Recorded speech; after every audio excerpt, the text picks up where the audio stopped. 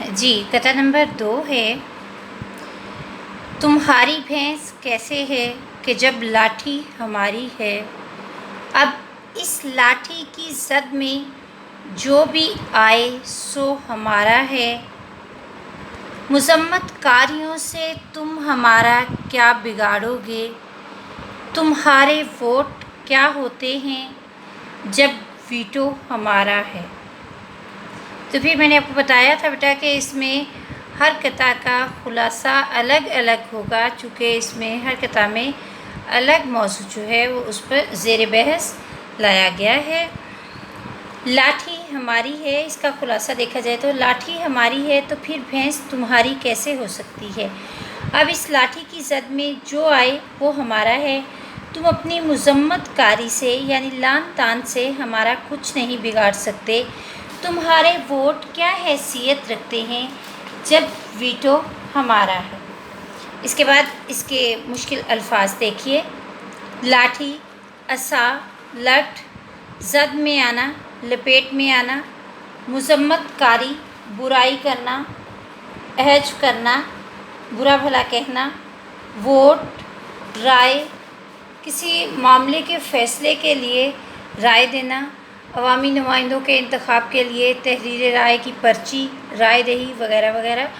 Veto, کسی تجویز، فیصلے کے قانون کو نامنظور کرنے کا حق۔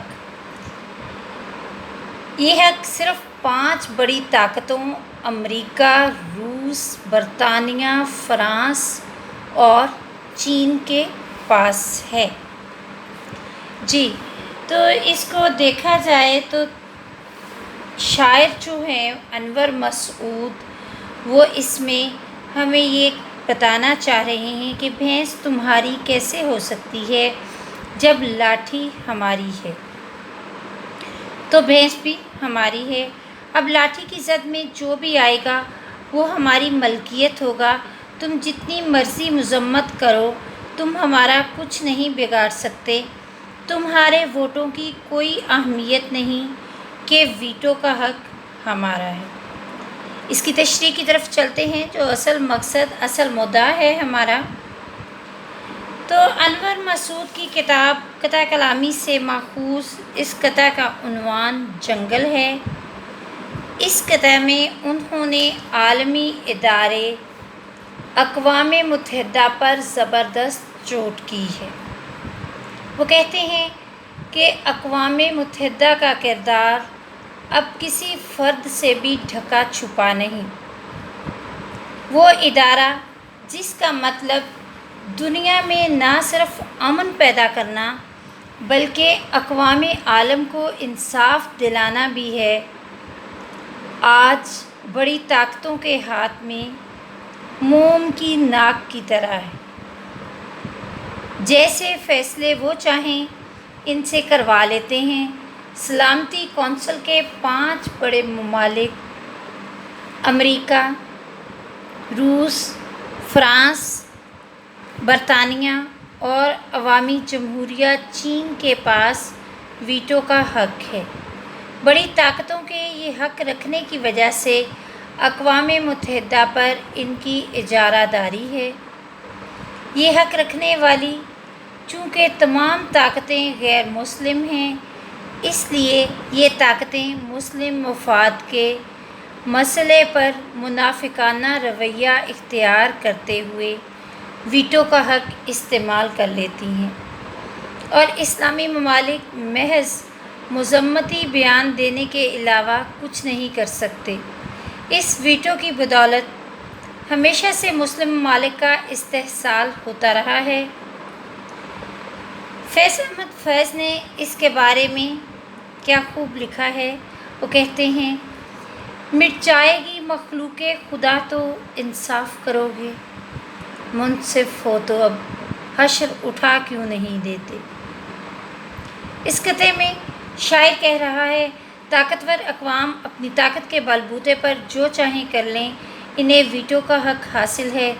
اس لیے وہ یہ کہتے ہیں کہ جب لاٹھی ہماری ہے تو بھینس بھی ہماری ہے، یعنی جس کے پاس طاقت ہے اس کے پاس سب کچھ ہے۔ تم لاکھ مذمت کرو، جتنے مرضی احتجاج کرو، ہم ویٹو کی طاقت سے سب کچھ اپنے حق میں کر لیں گے۔ فلسطین اور کشمیر کا مسئلہ اس ویٹو کی وجہ سے آج تک حل نہیں ہو سکا۔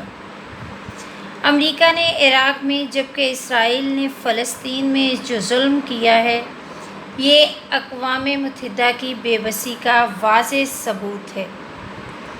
بقول منیر نیازی، اس شہر سنگدل کو جلا دینا چاہیے، پھر اس کی خاک کو بھی اڑا دینا چاہیے۔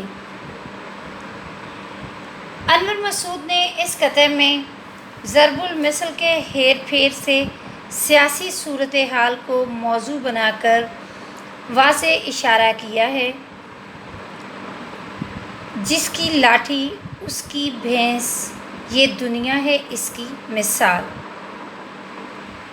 یہاں پر مصر کے فرعون رامسیس دوم کے قول کی بازگشت ہے، حکمرانی کرنے کا حق صرف اس شخص کو ہے جس کے بازو میں طاقت اور ہاتھ میں تلوار۔ ووٹ کا حق دے کر انسانی قدروں کی پامالی اور انسانی حقوق پر ڈاکہ ڈالنے والی سامراجی طاقتوں نے پوری دنیا کے انسانوں کو اپنا غلام بنانے کی کوشش کی۔ حالانکہ ووٹ تو طرز جمہوریت میں اکائی کی حیثیت رکھتا ہے، اسی ہی سے رائے شماری ہو سکتی ہے اور اسی سے اختلاف بھی پیدا ہوتا ہے اور باہمی کشمکش جنم لیتی ہے، جبکہ ویٹو کسی فیصلے یا قانون کو نامنظور کرنے کا حق رکھتی ہے۔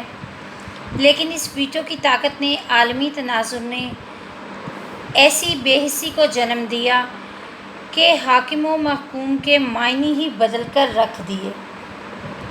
حاکموں کے محکوم قوموں کے لیے قانون اور احکامات میں دن رات کا فرق واضح دکھائی دینے لگا۔ شاعر نے مزاحیہ انداز میں اس عالمی مسئلے کی طرف توجہ دلانے کے لیے اور ویٹو کی صوتی مماثلت سے اقوام متحدہ کو تنقید کا نشانہ بنایا ہے۔ دوسری جنگ عظیم کے بعد اقوام متحدہ کا یہ ادارہ 1945 میں قائم ہوا۔ اس وقت ویٹو کا حق 5 بڑی طاقتوں کے ہاتھ میں ہے، جن کے نام میں آپ کو پہلے بتا چکی ہوں۔ یہ 5 بڑی طاقتیں اپنی مرضی سے جو چاہیں کریں، کسی کو احتجاج کا حق بھی نہیں ہے۔ ان اقوام کے پاس اقوام متحدہ کے اجلاسوں میں کسی قرارداد کو ماننے یا نہ ماننے کے حقوق حاصل ہیں۔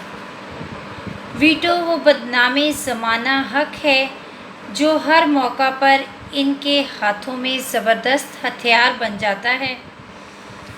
جس مسئلے پر وہ بات نہ کرنا چاہیں، نہ سننا چاہیں، نہ ماننا چاہیں، وہ اپنا یہ حق استعمال کر لیتے ہیں اور قرارداد ناکام ہو جاتی ہے۔ سینکڑوں نہیں، ہزاروں بار یہ حق غلط طور پر استعمال کیا گیا اور کسی میں اتنا دمخم نہیں کہ ان کا ہاتھ روک سکے۔ کسی دانا کا قول ہے کہ 193 ممالک پر مشتمل اقوام متحدہ تیسری دنیا پر تسلط کا ذریعہ ہے۔ تو گویا طالبات، اقوام متحدہ کی مثال نفسیاتی معالج کی سی ہے، ایک ایسے ڈاکٹر کی، ایک ایسے معالج کی جو مریض کے مسئلے کو خاموشی سے سنتا اور مریض یہ جانتا اور سمجھتا ہے کہ اس نے تکلیف بیان کر کے اپنا مسئلہ حل کر لیا۔ یہاں دنیا بھر کی قیادتیں اپنی خوبیاں اور مجبوریاں بیان کر کے لوٹ جاتی ہیں، طاقتور ممالک اپنی پالیسیاں بیان کرتے ہیں، کمزور ممالک ترلا منت کر کے سمجھتے ہیں کہ ان کی بات دنیا کے پلیٹ فارم پر سنی جائے گی، لیکن یہاں مسئلہ کشمیر جیسے سنگین مسائل بھی فائلوں میں دبا دیے جاتے ہیں۔ گویا مقامات آہ و فغاں اور بھی ہیں۔ شاعر سوالیہ انداز میں دریافت کر رہا ہے کہ لاٹھی تو ہماری گرفت اور دسترس میں ہے، تم کیسے اس بھینس کے مالک و دعوے دار ہو سکتے ہو؟ اس کے حصول کے لیے احتجاج کر کے اور احکامات کو مسترد کر کے تم ہمارا کیا بگاڑ لوگے؟ تم اگر ہماری مخالفت کرو گے بھی تو ہمیں اس کی کوئی پرواہ نہیں، یعنی سو واٹ کا رویہ اختیار کرنے سے بھی ہر چیز پر غاصبانہ قبضہ کریں تو تم سے حق ملکیت کا دعویٰ چھینا جا سکتا ہے۔ پوچھا میں نے، حضرت میری عزت کیوں نہیں کرتے؟ پوچھا میں نے، حضرت میری عزت کیوں نہیں کرتے؟ تو وہ بولے، تم اظہار قوت کیوں نہیں کرتے؟ انور مسعود نے گفتگو میں رائج عام انگریزی الفاظ کو منفرد انداز میں نظم کیا ہے۔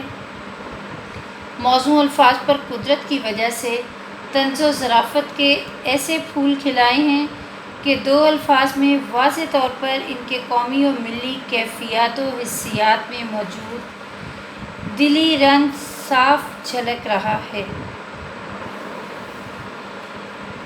دنیا پر تاثیر ووٹ طاری ہو گئی، دنیا پر تاثیر ووٹ طاری ہو گئی، دیا جب ووٹ تو ویٹو پیاری ہو گئی۔ تو بیٹا یہ دو قطعات جو ہیں آج ہم نے کیے ہیں، دو مزید قطعات ہیں، اس کے علاوہ اس کی ایکسرسائز ہوگی، تو انشاءاللہ العزیز نیکسٹ لیکچر میں ہم زیر بحث لائیں گے۔ اس وقت تک کے لیے اللہ حافظ۔